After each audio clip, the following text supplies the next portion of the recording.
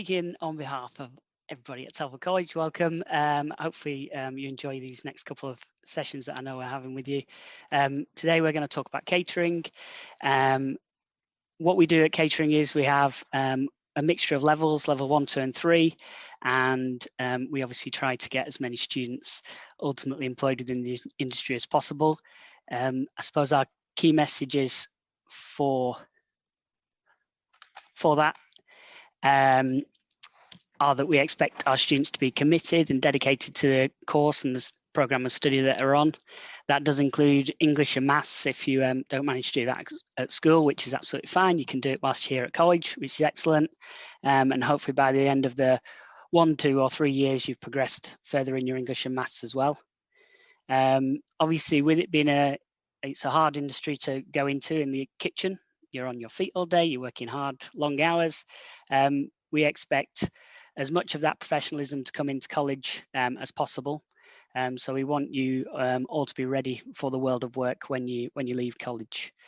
If we allowed you all to turn up late and not wear the right uniform, you wouldn't be in a job for very long. So that's the way that we try and set those high standards as early as possible. So as I mentioned, we have level 1, level 2 and level 3 courses. Level 1 course obviously is the starting point, and really it gives you the basis of all your future knowledge, and it focuses on different cooking methods, so boiling, roasting, grilling, frying, and obviously we cook a variety of dishes to go alongside all of those different sort of techniques that you would start with. And obviously this is the starting point of your whole career, so we want to get that first year really right.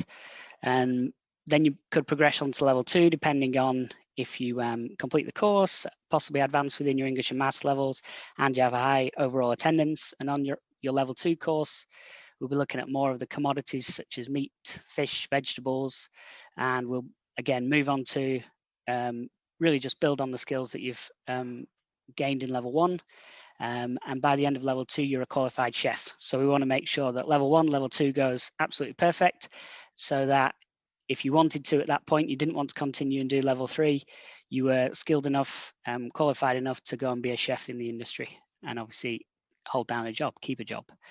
There's loads of jobs at the moment because, well, there's not loads of jobs, but there will be loads of jobs in the future because of the way the industry is at the moment. It's on hold. Some people might not want to go back into the industry after they've had this length of time off. So hopefully for you guys just starting out your career, there'll be plenty of opportunities for you by the time you get to do the end of level 1 or level 2.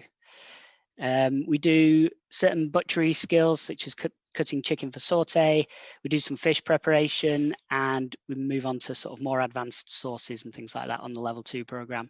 And then finally, the level 3 one is a supervisory course. So it's aimed at rounding off all of your knowledge, and the focus is really on getting your industry skills to a really high level, and obviously sort of supervising and monitoring and managing a kitchen brigade.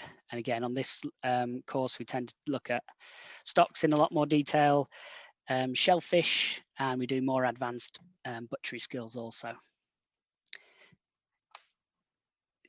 In terms of entry requirements, we've got for level 1, we would like you to have 4 GCSEs graded at 1 or 2, including in English and maths if possible. And we want you to really, as I said before, progress whilst you're at the college. It doesn't matter what your starting point is. We can take you on whatever journey you want to go on, because it's down to you as to how committed you are. If you don't attend any lessons, you might not do very well. If you attend all of the lessons, you'll probably do pretty well and you'll manage to pass the courses that you're on. That's what we try and take everybody, and we take everything that everybody brings to the table as well. We want to sort of try and involve everybody's backgrounds, heritages, and we try and bring a lot of that into the classroom as well as in terms of all of our dishes that we cook. And as you can see, as you progress through, the main thing is if you are on the level 1 course, to get onto level 2, as I said before as well, you just need good attendance, show the commitment to the course, and if we can progress our English and maths, that will certainly help. Just a point of notice, the level 3 course is equivalent to 2 A levels. So it is a higher standard, and there is plenty of writing in that, but we try and do as much of the theory as within all the levels within the practical lessons, rather than sat down boring theory lessons that you might not want to do. We appreciate that you want to get hands-on and do all the work whilst you're in the practical lessons. So with it being equivalent to 2 A levels, that will allow you to have enough UCAS points to go to university if you want to. So that's an option for you there in the future. I know it's miles ahead, but that's something to think about as well. So some of the things we do within the lessons, this was a fish cake challenge we did with the level 3s a couple of weeks ago, and this ended up in the paper because we want our students to feel proud of what they're doing. So all the level 3s did really well in this session, and I think the one at the top in the middle ended up winning. It was quite a nice fish cake. So here's a student that we currently have on our course, PHOEBE. She studied on the level 1 program last year, and she's currently on the level 2 program. She worked really hard throughout lockdown, and she was cooking at home. Here she's in her whites in her kitchen, and we do have the Orange Tree restaurant, which you can see is mentioned there.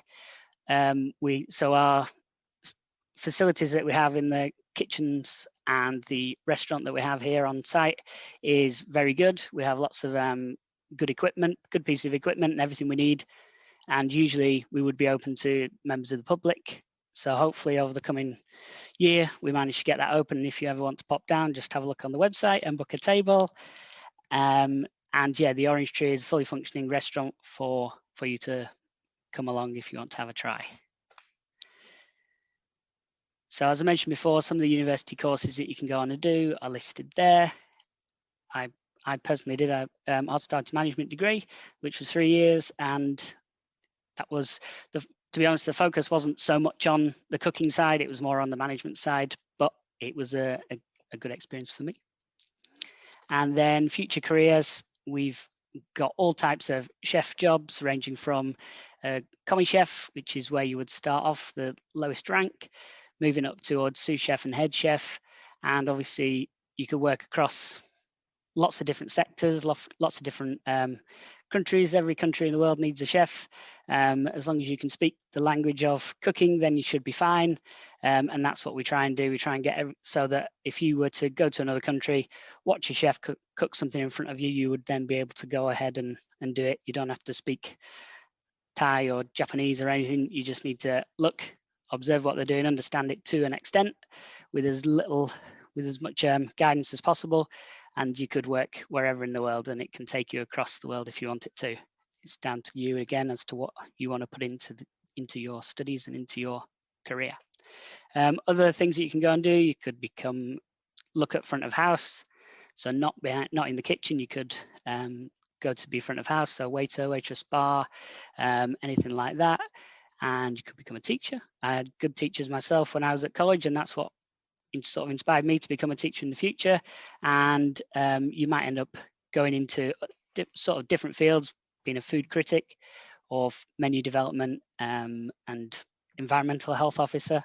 You could go and do all sorts of different things from that with the industry.